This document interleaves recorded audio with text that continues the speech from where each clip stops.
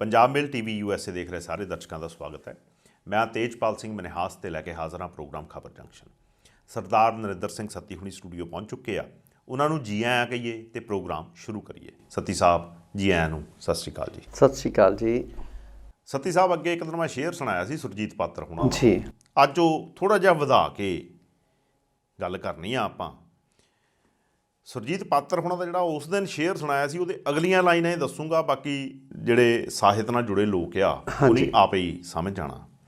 ਕਹਿੰਦੇ ਇਸ ਅਦਾਲਤ 'ਚ ਬੰਦੇ ਬਿਰਖ ਹੋ ਗਏ, ਫੈਸਲੇ ਸੁਣਦਿਆਂ ਸੁਣਦਿਆਂ ਸੁੱਕ ਗਏ, ਆਖੋ ਇਹਨਾਂ ਨੂੰ ਉਜੜੇ ਘਰੀਂ ਜਾਣੇ, ਇਹ ਕਦੋਂ ਤੀਕ ਇੱਥੇ ਖੜੇ ਰਹਿਣਗੇ। ਜੀ ਇੱਦਾਂ ਹੀ ਇਹਨਾਂ ਦਾ ਇੱਕ ਸ਼ੇਰ ਆ ਵੀ ਇੰਨਾ ਉੱਚਾ ਤਖਤ ਸੀ ਅਦਲੀ ਰਾਜੇ ਦਾ, ਪਾਤਰ ਸਾਹਿਬ ਹੀ ਕਹਿੰਦੇ ਨੇ ਬਿਲਕੁਲ ਬਿਲਕੁਲ ਵੀ ਮਜ਼ਲੂਮਾਂ ਦੀ ਉਮਰ ਹੀ ਰਾਹ ਵਿੱਚ ਬੀਤ ਗਈ ਬਿਲਕੁਲ। ਸੋ ਅੰਗਰੇਜ਼ੀ 'ਚ ਨਾ ਇੱਕ ਵਾਕ ਹੈ ਵੀ justice delayed is justice denied ਜੀ। ਅਤੇ ਇੱਕ ਵਾਰ ਬਹੁਤ ਅਰਸਾ ਹੋ ਗਿਆ ਟ੍ਰਿਬਿਊਨ, ਇੰਗਲਿਸ਼ ਟ੍ਰਿਬਿਊਨ ਦੇ ਵਿੱਚ ਐਡੀਟੋਰੀਅਲ ਛਪਿਆ ਸੀ a long road to justice. Yes. ਮੈਂ ਅੱਜ ਇਸੇ ਸੰਦਰਭ ਵਿੱਚ ਨਾ ਗੱਲ ਕਰਨੀ ਚਾਹਾਂਗਾ ਬਰਗਾੜੀ ਕਾਂਡ ਬਾਰੇ। ਬਾਈਬਲ ਮੈਂ ਵੀ ਉਹੀ ਗੱਲ ਕਰਨੀ ਚਾਹੁੰਦਾ ਸੀ ਤੁਹਾਡੇ ਨਾਲ ਜੀ। ਦੇਖੋ ਕਿੰਨੇ ਵਰ੍ਹੇ ਹੋ ਗਏ। ਸਿੱਟ ਦੀ ਇੱਕ ਰਿਪੋਰਟ ਮੁਤਾਬਕ ਕੁੰਵਰ ਵਿਜੇ ਪ੍ਰਤਾਪ ਹੋਰਾਂ ਦੀ ਜਿਹੜੀ ਅਗਵਾਈ ਦੇ ਵਿੱਚ ਜੋ ਵੀ ਹੁਣ ਜਾਂਚ ਆਈ ਹੈ ਸਾਹਮਣੇ, ਉਹ ਹਾਲੇ ਪੂਰੀ ਤਰ੍ਹਾਂ ਤਾਂ ਨਹੀਂ ਆਈ, ਪਰ ਜੋ ਸੁਣਦੇ ਆ ਜਾਂ ਜੋ ਹੁਣ ਤੱਕ ਸਾਹਮਣੇ ਆਉਂਦਾ ਆ ਉਹ ਕਹਿੰਦੇ ਆ ਵੀ ਡੇਰਾ ਜਿਹੜਾ ਸਿਰਸਾ ਆ ਉਹਦੇ ਮੁਖੀ ਸੰਤ ਰਾਮ ਰਹੀਮ ਸਿੰਘ ਜਿਹਨੇ ਸਾਰੇ ਧਰਮਾਂ ਦਾ ਇਹਦਾ ਗੋਬਾ ਜਿਹਾ ਬਣਾ ਕੇ ਤਾਂ ਆਪਣਾ ਨਾਮ ਬਣਾਇਆ ਹੋਇਆ ਜੀ ਤੇ ਤਾਂ ਕਿ ਲੋਕਾਂ ਨੂੰ ਲੱਗੇ ਵੀ ਮੈਂ ਮੁਸਲਮਾਨਾਂ ਦਾ ਵੀ ਹਾਂ, ਹਿੰਦੂਆਂ ਦਾ ਵੀ ਹਾਂ, ਸਿੱਖਾਂ ਦਾ ਵੀ ਹਾਂ। ਉਹ ਇੱਕ ਫਿਰਕੇ ਤੋਂ ਉਹਨਾਂ ਦਾ ਰੋਟੀ ਪਾਣੀ ਚੱਲਦਾ ਨਹੀਂ। ਤੇ ਉਹ ਤੋਂ ਬਾਅਦ ਲਾਮ ਲਸ਼ਕਰ ਲੈ ਕੇ ਗ੍ਰਿਫਤਾਰੀ ਵੀ ਦਿੱਤੀ ਜੀ। ਉਹ ਤਾਂ ਜੱਜ ਦਲੇਰ ਨਿਕਲਿਆ ਸਜ਼ਾ ਕਰਨ ਵਾਲਾ। ਬਿਲਕੁਲ। ਤੇ ਖੈਰ ਉਹਨਾਂ ਨੂੰ ਮੁਆਫੀ ਦੇਣ ਤੋਂ ਬਾਅਦ ਕਹਿੰਦੇ ਸਾਜ਼ਿਸ਼ ਰਚੀ ਗਈ ਆ ਜੀ। ਜੋ ਵੀ ਮਤਲਬ ਬੇਅਦਬੀ ਕਾਂਡ ਹੋਏ ਨੇ ਇਹ ਸਾਰਾ ਉਸ ਤੋਂ ਬਾਅਦ ਦੀਆਂ ਗੱਲਾਂ ਹੈਗੀਆਂ ਜੀ। ਫਿਰ ਉਹ ਸਿੱਟੇ ਵਜੋਂ ਬਰਗਾੜੀ ਕਾਂਡ ਹੁੰਦਾ, ਬਾਈਬਲ ਕਲਾਂ ਗੋਲੀ ਚੱਲਦੀ, ਬੰਦੇ ਮਰਦੇ ਆ। ਚਰਨਜੀਤ ਸ਼ਰਮਾ ਜਿਹੜੇ ਸਿੰਘ ਬਣੇ ਹੋਏ ਆ SSP ਸੀ ਉਸ ਵੇਲੇ ਮੋਗੇ ਦੇ, ਪਰਮਰਾਜ ਸਿੰਘ ਉਮਰਾ ਨੰਗਲ ਤੇ ਉਸ ਵੇਲੇ ਦੇ DGP ਸਮੇਧ ਸੈਣੀ, ਜਿਹਨੂੰ ਬਾਦਲਾਂ ਨੇ ਲੋਕਾਂ ਦੇ ਤੇ ਪੁਲਿਸ ਅਫਸਰਾਂ ਦੇ ਵਿਰੋਧ ਦੇ ਬਾਵਜੂਦ DGP ਲਾਇਆ, ਕਿਉਂਕਿ ਉਹਨਾਂ ਨੂੰ ਜਦੋਂ ਟਰਮੋਇਲ ਦਾ ਸਮਾਂ ਸੀ ਉਥਲ ਪੁਥਲ ਦਾ ਪੰਜਾਬ ਦੇ ਵਿੱਚ ਖਾੜਕੂ ਲਹਿਰ ਦਾ, ਤੇ ਉਹਨਾਂ ਤੇ ਮੁੰਡੇ ਮਾਰਨ ਦਾ ਦੋਸ਼ ਹੈ। ਠੀਕ ਹੈ। ਤਾਂ ਜਿਨ੍ਹਾਂ ਵਿੱਚੋਂ ਇੱਕ ਮੁਲਤਾਨੀ ਕੇਸ ਉਹ ਹੁਣ ਭੁਗਤ ਵੀ ਰਹੇ ਨੇ। ਠੀਕ ਹੈ। ਖੈਰ ਅੱਜ ਤੱਕ ਉਸ ਜਿਹੜੀ ਆ ਜਾਂਚ ਦਾ ਸਜ਼ਾਵਾਂ ਦਾ ਕੁਛ ਨਹੀਂ ਬਣਿਆ। ਪਹਿਲਾਂ DGP ਸਾਬਕਾ DGP ਸੈਣੀ ਸਮੇਤ ਸੈਣੀ ਹੋਰੀ, ਪਰਮਰਾਜ ਉਮਰਾ ਨੰਗਲ ਹੋਰੀ ਜਿਹੜਾ ਆ ਉਹ ਕੇਸ ਨੂੰ ਲਟਕਾਉਂਦੇ ਰਹੇ, ਜ਼ਮਾਨਤਾਂ ਦਾ ਚੱਕਰ ਚੱਲਦਾ ਰਿਹਾ। ਫਿਰ ਮੁੱਕਦੀ ਗੱਲ ਪਈ DGP ਸੈਣੀ ਆਪਣੇ ਝਕਾਨੀ ਦੇ ਕੇ Z+ ਸਿਕਿਉਰਿਟੀ ਨੂੰ ਵੀ ਗਾਇਬ ਰਹੇ। ਉਹ ਅੱਜ ਤੱਕ ਉਹਦਾ ਕੁਛ ਨਹੀਂ ਬਣਿਆ ਵੀ ਉਹ ਜਿਹੜੇ ਜ਼ਿੰਮੇਵਾਰ ਅਫਸਰ ਆ ਵੀ ਕਿੱਦਾਂ ਤੁਹਾਡੇ ਕੋਲੋਂ ਇੱਕ ਸਾਬਕਾ DGP ਜਿਹਦੀ ਤੁਸੀਂ ਨਿਗਰਾਨੀ ਕਰ ਰਹੇ ਹੋ ਕਰਾਰ ਵੀ ਨਹੀਂ ਦਿੱਤਾ, ਕੋਈ ਹੋਰ ਬੰਦਾ ਇਦਾਂ ਭਾਜੇ ਤਾਂ ਭਗੌੜਾ ਹੋ ਜਾਂਦਾ। ਓਕੇ। ਫਿਰ ਜਿਹੜੀ ਸਭ ਤੋਂ ਵੱਡੀ ਗੱਲ ਆ ਵੀ ਉਹਦੇ ਵਿੱਚ ਜਿਹੜੇ ਕੈਪਟਨ ਸਰਕਾਰ ਮੁੱਖ ਵਾਅਦੇ ਕੀਤੇ ਸੀ ਨਾ, ਉਹਨਾਂ 'ਚ ਇੱਕ ਇਹ ਵੀ ਸੀ ਵੀ ਦੋਸ਼ੀਆਂ ਨੂੰ ਸਜ਼ਾਵਾਂ ਦਵਾਵਾਂਗੇ। ਪਰਮਰਾਜ ਉਮਰਾ ਨੰਗਲ ਤੇ ਇਹ ਵੀ ਮਤਲਬ ਦੋਸ਼ ਲੱਗੇ ਆ ਵੀ ਇਹ ਲਾਮ ਲਸ਼ਕਰ ਲੈ ਕੇ ਆਉਂਦੇ ਆ ਤੇ ਇਹਨਾਂ ਨਾਲ ਜਿਹੜੇ ਮਸ਼ਕੂਕ ਲੋਕ ਹੁੰਦੇ ਆ, ਸ਼ੱਕੀ ਲੋਕ ਹੁੰਦੇ ਆ, ਜਦੋਂ ਅਦਾਲਤ ਵਿੱਚ ਆਉਂਦੇ ਆ। ਠੀਕ ਹੈ। ਤਾਂ ਉਹਦਾ ਵੀ ਤਾਂ ਕਿ ਗਵਾਹਾਂ ਨੂੰ ਡਰਾਇਆ ਜਾ ਸਕੇ, ਗਵਾਹਾਂ ਨੂੰ ਡਰਾਉਣ ਧਮਕਾਉਣ ਲਈ ਜੀ। ਓਕੇ। ਉਸ ਤੋਂ ਬਾਅਦ ਕੀ ਹੁੰਦਾ ਵੀ 14 ਪਟੀਸ਼ਨਾਂ ਇਸ ਵੇਲੇ ਇਹਨਾਂ ਕੇਸਾਂ ਦੇ ਸਿਲਸਿਲੇ 'ਚ ਹਾਈ ਕੋਰਟ 'ਚ ਪੈਂਡਿੰਗ ਨੇ, ਜਿਹ 'ਚ ਮਤਲਬ ਉਹਨਾਂ 'ਚ ਇੱਕ ਗੱਲ ਸਾਹਮਣੇ ਆਉਂਦੀ ਆ ਵੀ ਬਾਕੀ ਜਿਹੜੇ ਅਫਸਰ ਨੇ ਤਫਤੀਸ਼ੀ ਉਹਨਾਂ ਦੀਆਂ ਸਿਫਤਾਂ ਕੀਤੀਆਂ ਹੋਈਆਂ ਉਹਨਾਂ ਪਟੀਸ਼ਨਾਂ 'ਚ, ਤੇ ਇਕੱਲੇ ਕੁੰਵਰ ਵਿਜੇ ਪ੍ਰਤਾਪ ਸਿੰਘ ਕਿਉਂਕਿ ਉਹ ਸੱਚੀ ਗੱਲ ਕਰਦੇ ਆ, ਕਿਉਂਕਿ ਉਹ ਇਹਨਾਂ ਲੋਕਾਂ ਦੀ ਦੁੱਖ ਦੀ ਰੁੱਖ 'ਤੇ ਹੱਥ ਰੱਖਦੇ ਆ, ਕਿਸੇ ਦੀ ਮੰਨਦੇ ਨਹੀਂ। ਠੀਕ ਹੈ। ਕਾਨੂੰਨ ਅਨੁਸਾਰ ਚੱਲਦੇ ਨੇ, ਓਨੈਸਟ ਆਫੀਸਰ ਨੇ, ਉਹਨਾਂ ਦੇ ਖਿਲਾਫ ਹੀ ਕਿਉਂ ਮਤਲਬ ਉਹਨਾਂ 14 ਪਟੀਸ਼ਨਾਂ ਦੇ ਵਿੱਚ ਜ਼ਿਕਰ ਆ। ਫਿਰ ਉਹ ਤੋਂ ਅਗਲੀ ਗੱਲ ਦੇਖੋ, 10 ਕਰੋੜ ਰੁਪਈਆ ਹੁਣ ਤੱਕ ਪੰਜਾਬ ਸਰਕਾਰ ਦਿੱਲੀ ਤੋਂ ਮਹਿੰਗੇ ਵਕੀਲ ਲਿਆਉਣ 'ਚ ਖਰਚ ਚੁੱਕੀ ਆ, ਜਿਹਦੇ ਵਿੱਚ ਫਾਲੀ ਨਾਰੀਮਨ ਵਰਗੇ, ਕਪਲ ਸਿੱਬਲ ਵਰਗੇ, ਜਿਹਦੇ ਵਿੱਚ ਮਰਹੂਮ ਜੇਠ ਮਲਾਨੀ ਵਰਗੇ ਆਣ ਕੇ ਜਿਹੜੇ ਮਤਲਬ 25-30 ਲੱਖ ਰੁਪਈਆ ਇੱਕ ਪੇਸ਼ੀ ਦਾ ਲੈਂਦੇ ਆ। ਕਿੰਨੇ ਕੁ ਮਿੰਟ ਦੀ? 15 ਕੁ ਮਿੰਟ ਦੀ ਪੇਸ਼ੀ।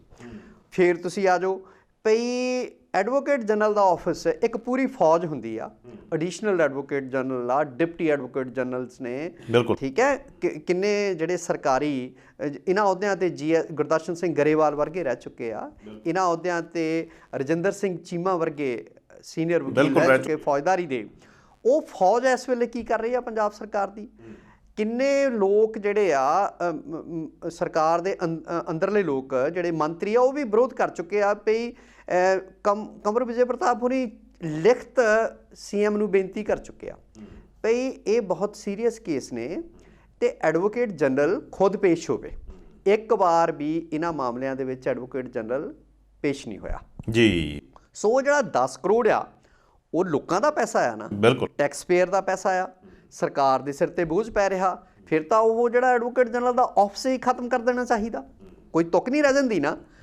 ਓਕੇ, ਉਸ ਪਿੱਛੋਂ ਜੋ ਅੱਜ ਤੱਕ ਦੀਆਂ ਮਤਲਬ ਜੋ ਬਾਹਰ ਆ ਰਿਹਾ ਹੈ ਉਹ ਇਹੀ ਆ ਵੀ ਦੇਖੋ ਸਰਕਾਰ ਦੀ ਕੋਈ ਮਨਸ਼ਾ ਨਹੀਂ ਉਹਨਾਂ ਲੋਕਾਂ ਨੂੰ ਸਜ਼ਾ ਦਿਵਾਉਣ ਦੀ ਜੀ।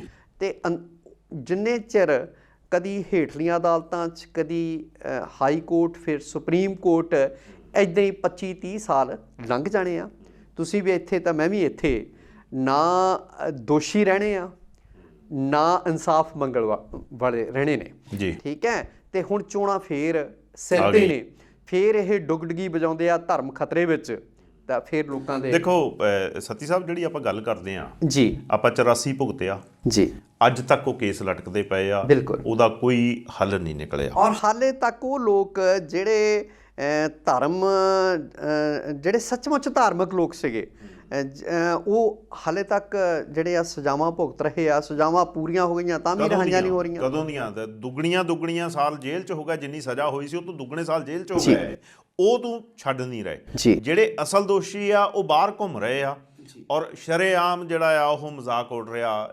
ਤੁਸੀਂ ਦੇਖੋ ਕਾਨਪੁਰ, ਦਿੱਲੀ, ਹੋਰ ਥਾਵਾਂ ਤੇ ਹਜ਼ਾਰਾਂ ਲੋਕ ਜਿਉਂਦੇ ਗਲਾਂ 'ਚ ਟਾਇਰ ਪਾ ਕੇ ਸਾੜ ਕੇ ਮਾਰ ਦਿੱਤੇ ਗਏ ਹੁਣ ਸਿੱਖ, ਤੇ ਅਜੇ ਤੱਕ ਇਨਸਾਫ ਨਹੀਂ ਮਿਲਿਆ। ਉਹਨਾਂ ਦਾ ਮੁੜ ਵਸੇਬਾ ਨਹੀਂ ਹੋਇਆ, ਜਿਹੜੇ ਟੱਬਰ ਉੱਜੜ ਗਏ, ਔਰਤਾਂ ਵਿਧਵਾ ਹੋਈਆਂ, ਬੱਚੇ ਬਾਪ ਤੋਂ ਬਿਰਵੇ ਹੋ ਗਏ, ਉਹਨਾਂ ਲੋਕਾਂ ਦਾ ਕੋਈ ਮੁੜ ਵਸੇਬਾ ਨਹੀਂ। ਕੀ ਇੱਕ ਮਤਲਬ 2 ਖਾਨੇ ਦਾ ਸਿਰ ਢੱਕਣ ਨੂੰ ਥਾਂ ਦੇ ਦੇਣੀ, ਪਿਓ ਜੀ ਫਲੈਟ ਦੇ ਦਿੱਤੇ ਆ, ਹੈ ਨਾ। ਉਹਨਾਂ ਲਈ ਨੌਕਰੀਆਂ ਲਈ ਢੁਕਵੇਂ ਮੁਆਵਜ਼ੇ ਨਹੀਂ, ਔਰ ਵੱਡੀ ਗੱਲ ਸਭ ਤੋਂ ਦੋਸ਼ੀਆਂ ਨੂੰ ਅੱਜ ਤੱਕ ਸਜ਼ਾਵਾਂ ਨਹੀਂ। ਮੈਂ ਇੱਕ ਵਾਰੀ ਸਰਸਰੀ ਤੌਰ ਤੇ ਕੁੰਵਰ ਵਿਜੇ ਪ੍ਰਤਾਪ ਸਿੰਘ ਹੁਣਾਂ ਨੂੰ ਮਿਲਿਆ ਸੀਗਾ ਜੀ, ਤੇ ਉਹਨਾਂ ਨਾਲ ਜਿਹੜੀ ਸਰਸਰੀ ਮੇਰੀ ਗੱਲ ਹੋਈ, ਉਦੋਂ ਖੈਰ ਬਾਦਲ ਸਾਹਿਬ ਸੀਗੇ ਪੰਜਾਬ ਦੇ ਚੀਫ ਮਿਨਿਸਟਰ ਜੀ, ਤੇ ਉਹਨਾਂ ਨੇ ਮੈਨੂੰ ਜਿਹੜੀ ਗੱਲ ਕਹੀ, ਮੈਂ ਵੈਸੇ ਹੀ ਪੁੱਛਿਆ, ਮੈਂ ਕਿਹਾ ਜੀ ਤੁਸੀਂ DIG ਰੈਂਕ ਦੇ ਆਫੀਸਰ ਹੋ ਜੀ, ਤੇ ਤੁਸੀਂ ਬਿਲਕੁਲ ਅੱਜ ਕੱਲ੍ਹ ਮੈਨੂੰ ਸੁਣਿਆ ਕੋਈ ਕੰਮ ਨਹੀਂ ਕਰ ਰਹੇ, ਤੁਸੀਂ ਵਿਹਲੇ ਹੋ ਜੀ। ਤੇ ਉਹਨੇ ਕਿਹਾ, ਕਹਿੰਦੇ ਮੈਨੂੰ ਇਹ ਵਿਹਲਾ ਹੀ ਰੱਖਦੇ ਆ ਜੀ, ਮੈਨੂੰ ਜਿਸ ਮਹਿਕਮੇ ਚ ਲਾਉਂਦੇ ਆ 14-15 ਦਿਨਾਂ 'ਚ ਮੈਂ ਉੱਥੋਂ ਕੁਛ ਨਾ ਕੁਛ ਕੱਢ ਲੈਣਾ ਇਹਨਾਂ ਦੇ ਖਿਲਾਫ, ਤੇ ਮੈਨੂੰ ਵਿਹਲਾ ਕਰ ਦਿੰਦੇ ਜੀ ਜੀ। ਉਹੋ ਜਿਹੇ ਇਮਾਨਦਾਰ ਅਫਸਰ ਨੂੰ ਜੀ ਇਹਨਾਂ ਨੇ ਉਹਦਾ ਇਹ ਕਹਿਣਾ ਕਿ ਮੇਰੇ ਤੇ ਤਸ਼ੱਦਦ ਕੀਤਾ ਗਿਆ, ਮੈਂਟਲ ਟੌਰਚਰ ਇਹਨਾਂ ਉਸ ਅਫਸਰ ਤੇ ਕੀਤਾ ਗਿਆ, ਮਾਨਸਿਕ ਤਸ਼ੱਦਦ ਕੀਤਾ ਗਿਆ, ਤੇ ਉਸ ਅਫਸਰ ਨੂੰ ਹਾਈ ਕੋਰਟ ਦੇ ਵਿੱਚ, ਮਾਨਯੋਗ ਹਾਈ ਕੋਰਟ ਦੇ ਜੱਜ ਸਾਹਿਬ ਦੇ ਸਾਹਮਣੇ ਵਿਰੋਧੀ ਵਕੀਲ ਡੱਫਰ ਕਹਿ ਕੇ ਸੱਦੇ, ਤਾਂ ਤੁਹਾਨੂੰ ਕਿੱਦਾਂ ਲੱਗੇ? ਬਿਲਕੁਲ, ਇਹ ਸਾਰਾ ਕੁਛ ਮੇਰੀ ਜਾਚੇ ਸਰਕਾਰਾਂ ਦੀ ਸ਼ਹਿ ਤੋਂ ਬਿਨਾਂ ਨਹੀਂ ਹੋ ਸਕਦਾ, ਠੀਕ ਹੈ। ਇਹਦੇ ਜਿੱਦਾਂ ਤੁਸੀਂ ਕਹਿੰਦੇ ਆ ਨਾ ਭਈ ਮੈਨੂੰ ਲਾਉਂਦੇ ਨਹੀਂ, ਇੱਕ ਤਿਵਾੜੀ ਸੀਨੀਅਰ IPS ਆਫੀਸਰ ਹੁੰਦੇ ਸੀ, ਹੁਣ ਤਾਂ ਉਹ ਰਿਟਾਇਰ ਹੋ ਗਏ ਆ, ਉਹ ਇੱਕ ਵਾਰ SSP ਹੁਸ਼ਿਆਰਪੁਰ ਲੱਗੇ ਹੋਏ ਸੀ, ਤਾਂ ਉਹ ਕਹਿੰਦੇ ਵੀ ਮੈਂ ਇੱਥੇ ਥੋੜ੍ਹੇ ਕੁ ਚਿਰ ਲਈ SSP ਆ, ਵੀ ਮੇਰੇ ਨਾਂ ਦੀ ਤਖਤੀ ਜਦ ਤੱਕ ਮੈਂ ਰਿਟਾਇਰ ਹੋਣਾ ਤੁਹਾਨੂੰ ਸੈਕਟਰੀਏਟ ਦੇ ਕਿਸੇ ਨਾ ਕਿਸੇ ਕਮਰੇ ਦੇ ਬਾਹਰ ਮਿਲਿਆ ਕਰੇਗੀ, ਕਿਉਂਕਿ ਮੈਨੂੰ ਲਾਉਣਗੇ ਤਾਂ ਮੈਂ ਕੋਈ ਕੰਮ ਦੀ ਗੱਲ ਕਰੂੰਗਾ। ਉਹ ਸਰਕਾਰਾਂ ਨੂੰ ਸੱਚ ਜਿਹੜਾ ਉਹ ਪਚਦਾ ਨਹੀਂ ਹੁੰਦਾ, ਇਸ ਕਰਕੇ ਇਮਾਨਦਾਰ ਅਫਸਰਾਂ ਨੂੰ ਇੱਦਾਂ ਹੀ ਨੁਕਰੇ ਲਾ ਕੇ ਸਰਕਾਰਾਂ ਰੱਖਦੀਆਂ। ਪਰ ਅਦਾਲਤ ਦੇ ਵਿੱਚ ਡਿਫੈਂਡਰਸ ਦਾ ਵਕੀਲ ਉੱਠ ਕੇ ਡਫਰ ਕਹੇ ਤਾਂ ਇਹ ਮਾਣਯੋਗ ਅਦਾਲਤ ਨੂੰ ਵੀ ਨੋਟਿਸ ਲੈਣਾ ਚਾਹੀਦਾ, ਤੇ ਜਿਹੜੀ ਸਰਕਾਰ ਦਾ ਉਹ ਅਫਸਰ ਆ ਉਹਨੂੰ ਵੀ ਸਟੈਂਡ ਲੈਣਾ ਚਾਹੀਦਾ। ਮੈਂ ਕਿਹਾ ਫਿਰ ਤੁਸੀਂ ਕਰਦੇ ਕੀ ਆ ਵਿਹਲੇ 'ਚ ਜੀ? ਕਹਿੰਦੇ ਮੈਂ ਚਾਹਤਾ ਕੋਈ ਹੋਰ ਡਿਗਰੀ ਕਰ ਲੈਣਾ ਜੀ, ਜਾਂ ਕਹਿੰਦਾ ਕਿਤਾਬਾਂ ਪੜ੍ਹਦਾ। ਉਹ ਪੰਜਾਬ ਦੇ ਸਭ ਤੋਂ ਵੱਧ ਪੜ੍ਹੇ ਲਿਖੇ ਅਫਸਰਾਂ 'ਚੋਂ ਇੱਕ ਨੇ ਜੀ ਜੀ, ਔਰ ਲਾਅ ਦੇ ਵੀ ਬੜੇ ਗਿਆਤਾ ਨੇ, ਉਹ ਲਾਅ ਦੇ ਵਿੱਚ ਡਿਗਰੀ ਹੋਲਡਰ ਨੇ ਮੇਰੇ ਖਿਆਲ ਪੰਜਾਬ। ਬਿਲਕੁਲ ਜੀ, ਬਿਲਕੁਲ। ਅੱਛਾ, ਹੁਣ ਇਹਦੇ 'ਚ ਜਿਹੜੀ ਮੇਨ ਗੱਲ ਹੈਗੀ ਆ ਉਹ ਇਹ ਹੈ ਵੀ 9 ਕਹਿੰਦੇ ਅਸੀਂ ਚਲਾਨ ਪੇਸ਼ ਕਰ ਚੁੱਕੇ ਹਾਂ ਜੀ, 1 ਚਲਾਨ ਰਹਿੰਦਾ ਆ ਜੀ, ਹੁਣ ਜਿਹੜੇ ਕਹਿਣ ਵਾਲੇ ਲੋਕ ਆ ਉਹ ਇਹ ਕਹਿ ਰਹੇ ਆ ਵੀ ਕੁੰਵਰ ਵਿਜੇ ਪ੍ਰਤਾਪ ਸਿੰਘ ਨੇ ਆਪਣੀ ਤਫਤੀਸ਼ ਪੂਰੀ ਕੀਤੀ ਤੇ ਆਪਣੇ ਜਿਹੜਾ ਉਹ ਹੈਗਾ ਚਲਾਨ ਵਗੈਰਾ ਅੱਗੇ ਭੇਜ ਦਿੱਤੇ। ਉਹ ਇੱਕ ਚਲਾਨ ਇਸ ਕਰਕੇ ਰੁਕਿਆ ਹੋਇਆ ਕਿਉਂਕਿ ਉਹਦੇ ਵਿੱਚ ਕਹਿੰਦੇ ਸੁਖਬੀਰ ਸਿੰਘ ਬਾਦਲ ਤੇ ਸੁਮੇਧ ਸਿੰਘ ਸੈਣੀ ਦਾ ਨਾਂ ਆ, ਠੀਕ ਹੈ ਨਾ। ਹਾਂ, ਸੋ ਦੇਖੋ ਫਿਰ ਉਹੀ ਰੁਕਿਆ ਨਾ, ਇਹਦਾ ਮਤਲਬ ਇਹ ਆਪ ਹੀ ਸਰਕਾਰ ਜਿਹੜੀ ਆ ਉਹਨਾਂ ਦੇ ਨਾਲ ਇਹ ਤੋਂ ਇਹੀ ਸਿੱਧ ਹੁੰਦਾ ਵੀ ਅੰਦਰ ਜ਼ਰੂਰ ਕੋਈ ਨਾ ਕੋਈ ਘਾਲਾ ਮਾਲਾ ਆ ਵੀ ਜਿਹੜੇ ਪੇਸ਼ ਕਰਨੇ ਸੀ ਉਹ ਦਬ-ਦਬ ਕਰ ਦਿੱਤੇ, ਜਿਨ੍ਹਾਂ ਦੇ ਵਿੱਚ ਜਿਹਨਾਂ ਨਾਲ ਦੋਸ਼ੀ ਫਸਦੇ ਆ ਜਾਂ ਅਸਲ ਦੋਸ਼ੀ ਕਹਿ ਲਓ ਉਹ ਰੁਕਿਆ ਹੋਇਆ ਚਲਾਨ। ਪਰ ਜਿੱਦਾਂ ਆਪਾਂ ਅਦਾਲਤ ਦੀ ਗੱਲ ਕਰਦੇ ਸੀ ਸੱਤੀ ਸਾਹਿਬ, ਥੋੜਾ ਜਿਹਾ ਟਾਈਮ ਇਹ ਤੇ ਹੋਰ ਲਾਈਏ ਜੀ।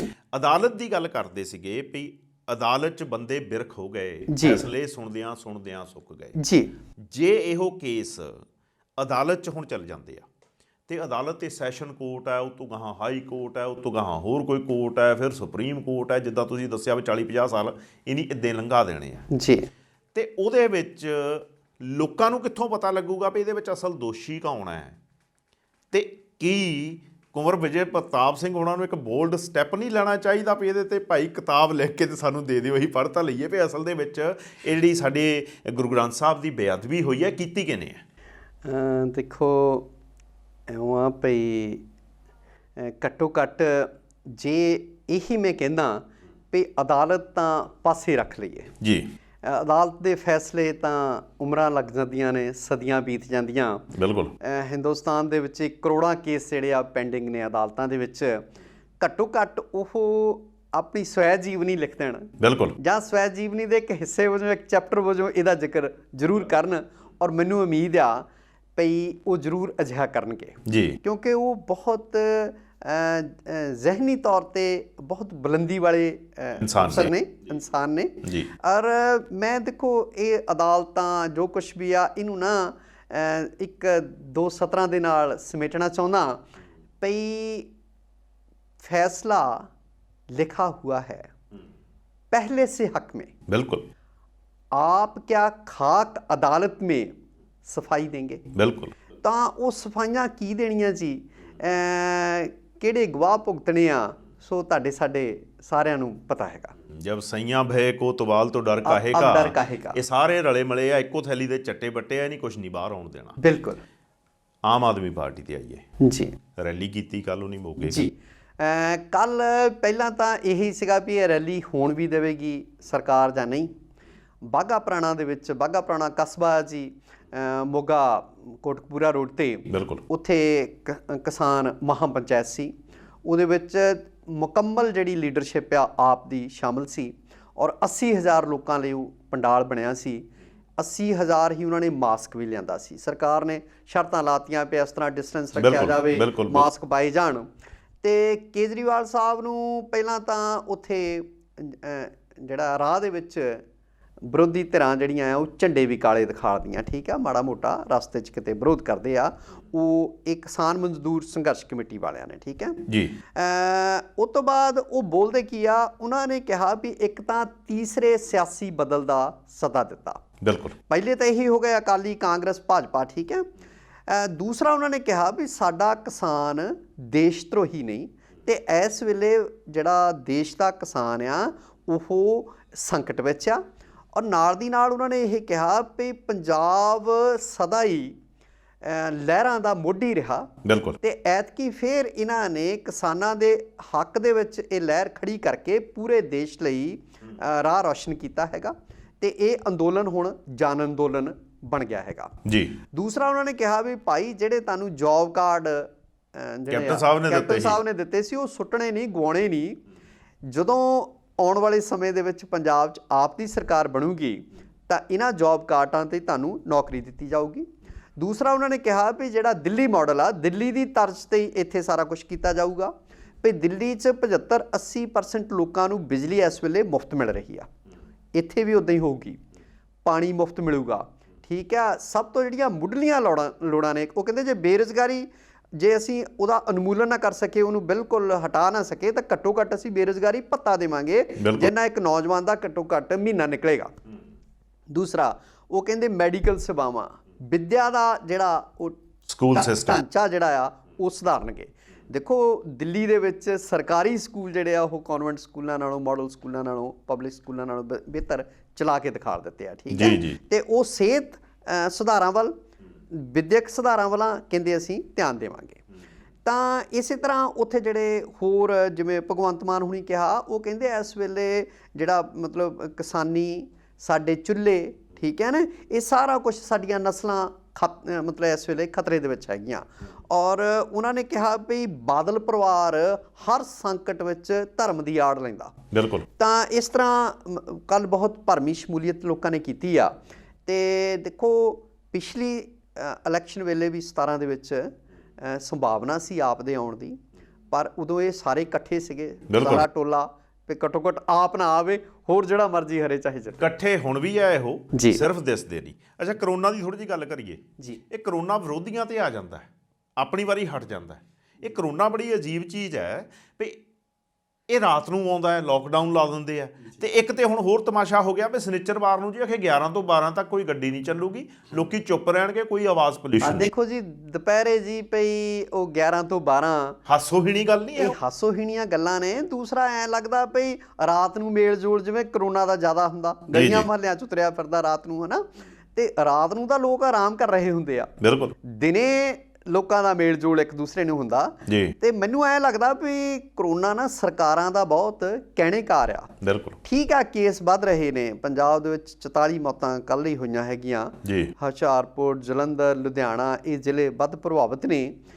ਉਹ ਦੇਖੋ ਮਹਾਮਾਰੀ ਤਾਂ ਹੈ, ਉਹਦੇ ਤੋਂ ਲੋਕ ਇਹਤਿਆਤ ਰੱਖਣ, ਪਰ ਜਿਵੇਂ ਜਿਹੜਾ ਆ ਦਹਿਸ਼ਤ ਪੈਦਾ ਕੀਤੀ ਜਾ ਰਹੀ ਆ ਕਰੋਨਾ ਦੇ ਨਾਂ 'ਤੇ।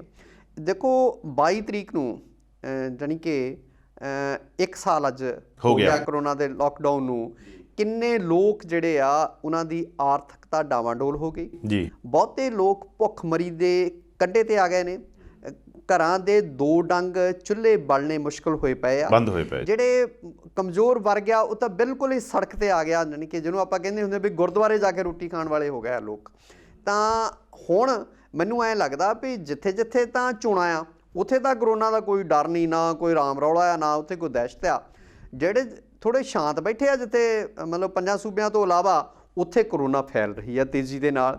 ਇਹ ਮੈਨੂੰ ਕੋਈ ਸਮਝ ਨਹੀਂ ਆਈ ਵੀ ਕਰੋਨਾ ਕਿਵੇਂ ਫੈਲਦੀ ਹੈਗੀ ਆ। ਅੱਜ ਜਿਹੜੀ ਤੁਸੀਂ ਗੱਲ ਕੀਤੀ ਆ, ਆਮ ਆਦਮੀ ਪਾਰਟੀ ਦੀ ਰੈਲੀ ਲਈ ਕਰੋਨਾ ਆ ਗਿਆ, ਉਹਨੂੰ ਗਾਈਡਲਾਈਨਸ ਫੋਲੋ ਕਰਨ ਨੂੰ ਕਿਹਾ ਜੀ। ਮਨਜੀਤ ਸਿੰਘ ਰਾਏ ਨੇ ਕੱਲ ਇੱਕ ਗੱਲ ਕਹੀ ਆ, ਉਹ ਕਹਿੰਦੇ 23 ਨੂੰ ਸਾਡੀ ਹੈਗੀ ਰੈਲੀ ਖਟਕੜ ਕਲਾਂ, ਕਿਉਂਕਿ ਸ਼ਹੀਦ ਭਗਤ ਸਿੰਘ ਦਾ ਸ਼ਹੀਦੀ ਦਿਨ ਆ ਕੱਲ ਨੂੰ ਹੀ। ਉਹ ਕਹਿੰਦੇ ਵੀ ਭਾਈ ਸਾਡੀ ਟਰਾਲੀ ਰੋਕਣ ਦੀ ਕੋਸ਼ਿਸ਼ ਨਾ ਕਰਿਓ, ਨਹੀਂ ਤੇ ਅਸੀਂ ਮੰਤਰੀਆਂ ਦਾ ਘਰਾਂ ਚੋਂ ਨਿਕਲਣਾ ਬੰਦ ਕਰ ਦਿਆਂਗੇ। ਬਿਲਕੁਲ। ਔਰ ਦੂਸਰਾ ਇਹ ਆ ਵੀ ਕਰੋਨਾ ਦੇ ਨਾਂ 'ਤੇ ਸਿਆਸਤ ਕੀਤੀ ਜਾ ਰਹੀ ਆ, ਸਿਆਸਤ ਦੀ ਖੇਡ ਖੇਡੀ ਜਾ ਰਹੀ ਆ। ਅਤੇ ਮੈਨੂੰ ਲੱਗਦਾ ਵੀ ਕੋਈ ਪਤਾ ਨਹੀਂ ਕੱਲ੍ਹ ਨੂੰ ਇਹ ਲਾਕਡਾਊਨ ਦੁਬਾਰਾ ਲਾ ਦੇਣ ਅੰਦੋਲਨ ਨੂੰ ਫੇਲ ਕਰਨ ਲਈ, ਕਿਸਾਨ ਅੰਦੋਲਨ ਨੂੰ, ਠੀਕ ਹੈ, ਜਿਸ ਤਰ੍ਹਾਂ ਦੇ ਜਾਣੀ ਕਿ ਇਹ ਹਾਲਾਤ ਪੈਦਾ ਕਰ ਰਹੀ ਆ ਸਰਕਾਰ।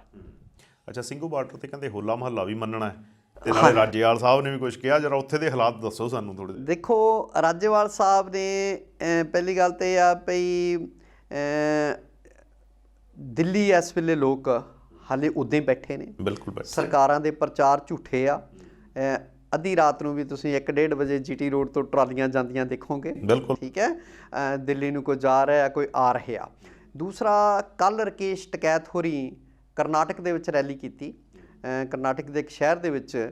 ਤਾਂ ਕਿਸਾਨ ਮਹਾਪੰਚਾਇਤ ਸੀ ਉੱਥੋਂ ਦੇ, ਉਹਨਾਂ ਨੇ ਕਿਹਾ ਵੀ ਜਿਵੇਂ 25,000 ਟਰੈਕਟਰ ਉੱਥੇ ਬੈਠੇ ਆ ਨਾ, ਕਹਿੰਦੇ ਇਹਦੀ ਤੁਸੀਂ ਵੀ ਬੰਗਲੌਰ ਨੂੰ ਘੇਰੋ ਤਾਂ ਕਿ ਲੋਕਾਂ ਨੂੰ ਤੁਸੀਂ ਜਿਹੜਾ ਘੋਲ ਦਾ ਕੇਂਦਰ ਕਰਨਾਟਕ ਦੇ ਵਿੱਚ ਬੰਗਲੌਰ ਨੂੰ ਬਣਾ ਦਿਓ, ਠੀਕ ਹੈ।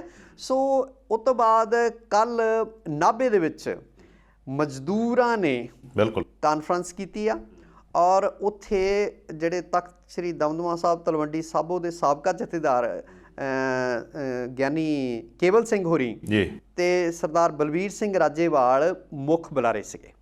ਉਹਨਾਂ ਨੇ ਕਿਹਾ ਵੀ ਇਹ ਪਹਿਲੀ ਗੱਲ ਤਾਂ ਇਹਦਾ ਵਿਚਾਰ ਆਉਣਾ ਮਜ਼ਦੂਰਾਂ ਨੂੰ, ਫਿਰ ਉਹਦਾ ਪੂਰਾ ਪ੍ਰਬੰਧਨ ਅਤੇ ਪੂਰਾ ਸੰਚਾਲਨ ਮਜ਼ਦੂਰ ਤਬਕੇ ਵੱਲੋਂ ਕੀਤਾ ਜਾਣਾ।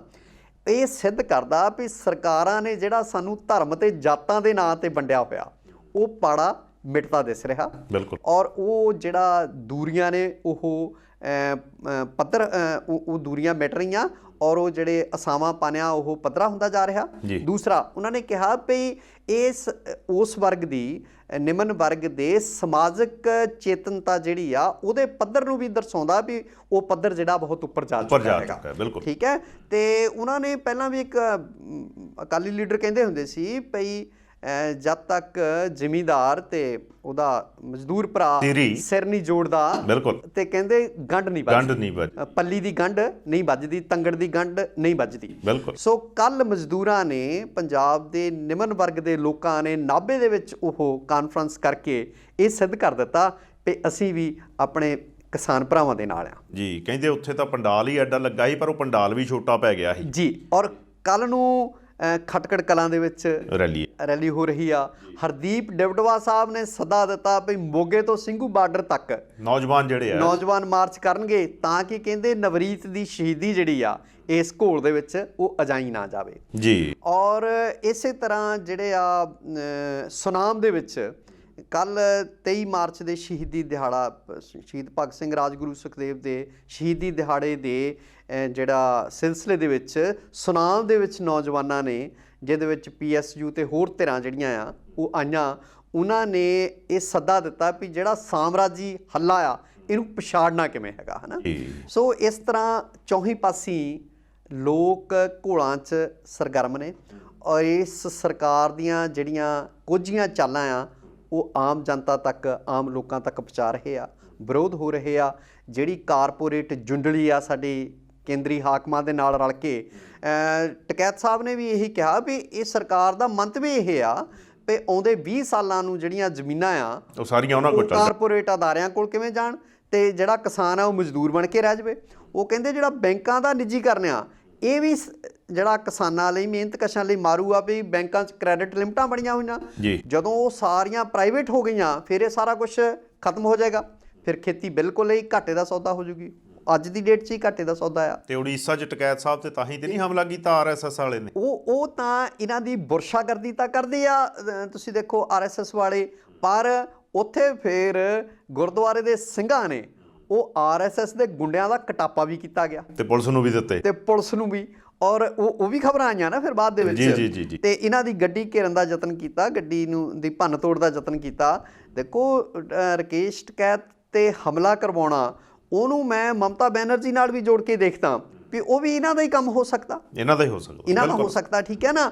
ਔਰ ਉਹ ਮੈਨੂੰ ਐਂ ਲੱਗਦਾ ਵੀ ਇਹ ਜਿਹੜੀ ਹਰਫਲੇ ਹੋਏ, ਬੌਂਦਲੇ ਹੋਈ ਸਰਕਾਰ ਇੱਦਾਂ ਦੀਆਂ ਕਾਰਵਾਈਆਂ ਕਰਦੀ ਆ ਨਾ, ਇਹ ਸਾਰੀਆਂ ਉਹਨਾਂ ਸਰਕਾਰ ਦੀ ਅਰਥੀ 'ਚ ਕਿੱਲ ਠੋਕ ਰਹੇ ਨੇ। ਠੀਕ ਹੈ। ਸਮਾਂ ਹੋ ਰਿਹਾ ਇੱਕ ਬ੍ਰੇਕ ਦਾ, ਮਿਲਦੇ ਹਾਂ ਬ੍ਰੇਕ ਤੋਂ ਬਾਅਦ। ਦੁਨੀਆ ਨੂੰ ਜਾਣੋ ਪੰਜਾਬ ਮੇਲ USA ਚੈਨਲ ਦੇ ਨਾਲ। ਸੰਸਾਰ ਭਰ ਦੀਆਂ ਖਬਰਾਂ ਜਾਣਨ ਲਈ, ਖਬਰਾਂ ਦੀ ਡੂੰਘਾਈ ਤੱਕ ਪਹੁੰਚਣ ਲਈ ਰੋਜ਼ ਵੇਖੋ ਪੰਜਾਬ ਮੇਲ ਅਖਬਾਰਨਾਮਾ।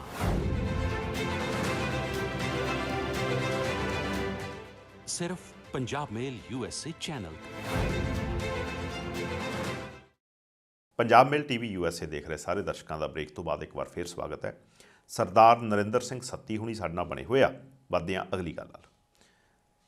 ਸੱਤੀ ਸਾਹਿਬ ਅਕਾਲੀ ਦਲ ਬਾਦਲ ਪੋਲੀਟੀਕਲ ਪਾਰਟੀ ਆ ਜਾਂ ਧਾਰਮਿਕ ਪਾਰਟੀ ਆ ਜੀ?